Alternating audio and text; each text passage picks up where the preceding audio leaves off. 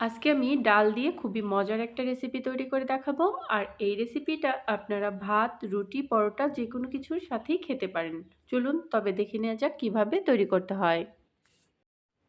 এখানে আমি ১ কাপ চানা ডাল নিয়েছি আর এই ডালটাকে আমি সারা রাত পানিতে ভিজিয়ে রেখেছিলাম। আপনাদের হাতের কাছে যদি সময় না থাকে সেক্ষেত্রে ৩-৪ ঘন্টা হালকা একটু গরম পানি দিয়ে ভিজিয়ে নিলেই হবে।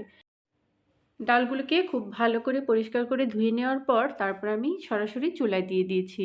তারপর আমি এর মধ্যে দিয়ে দিচ্ছি ৩ কাপ পরিমাণ পানি। তারপর দিয়ে দিয়েছি ১ টেবিল চামচ পরিমাণ আদা রসুন পেস্ট। দিয়ে দিচ্ছি স্বাদমতো লবণ। আর দিয়ে দিচ্ছি ২টা তেজপাতা।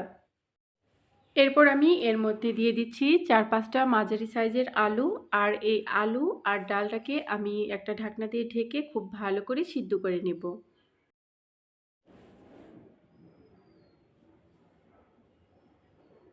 প্রায় ২০ মিনিট সিদ্ধ করার পর খুব ভালোভাবে ডাল, আলু দুটোই সিদ্ধ হয়ে এসেছে।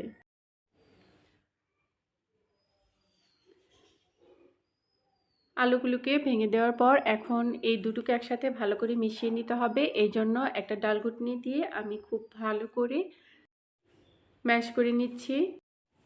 এইভাবে ডাল ঘুটনি দিয়ে যতটুকু করা যায় এইভাবে ম্যাশ করে নিতে হবে।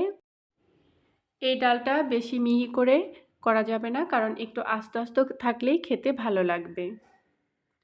ডালটা ম্যাশ করা হয়ে গেছে, তারপর আমি এর মধ্যে দিয়ে দিচ্ছি ২ কাপ পরিমাণ পানি।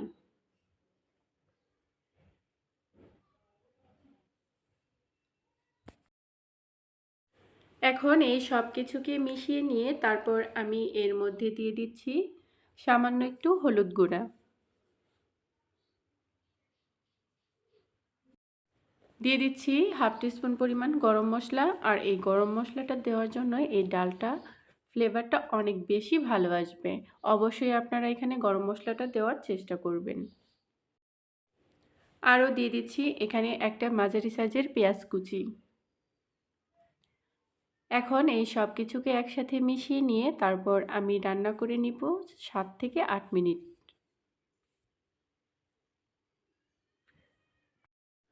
প্রায় ৭-৮ মিনিট রান্না করার পর ডালটা যখন অনেকটা ঘন হয়ে আসবে তখন আমি এর মধ্যে দিয়ে দিচ্ছি ৫-৬টা কাঁচামরিচ ফালি। ডালটা রান্না হতে থাক ততক্ষণে আমি অন্য একটা চুলায় একটা প্যান বসিয়ে এর মধ্যে দিয়ে দিচ্ছি ১ টেবিল চামচ পরিমাণ রেগুলার রান্নার তেল।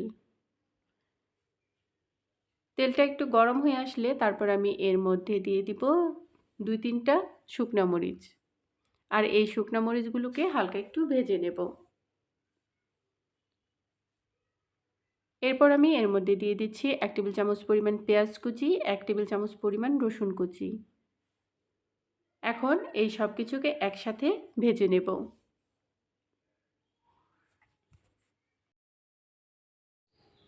পেঁয়াজ রসুনগুলো ভাজতে ভাজতে যখন এরকম বাদামি কালার হয়ে আসবে তখন আমি এর মধ্যে দিয়ে দিব ১ টেবিল চামচ পরিমাণ জিরা। এখন এই সব কিছুকে আবারও একটু ভেজে নেব।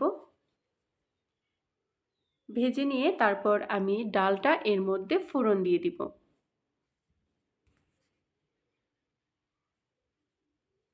এখন এই সব কিছুকে একসাথে মিশিয়ে নেব। আর সবশেষে নামানোর আগে এর মধ্যে দিয়ে দিব ধনিয়া পাতা। আর অবশ্যই ধনিয়া পাতাটা দেওয়ার চেষ্টা করবেন। ধনিয়া পাতাটা দিলে এর ফ্লেভারটা অনেক ভালো আসে আর খেতেও অনেক বেশি ভালো হয়। এরই মাঝে ডাল রান্নাটা হয়ে গেল। তো ভিউয়ার্স, আজকের এই রেসিপিটা যদি আপনাদের ভালো লেগে থাকে অবশ্যই একটা লাইক করবেন।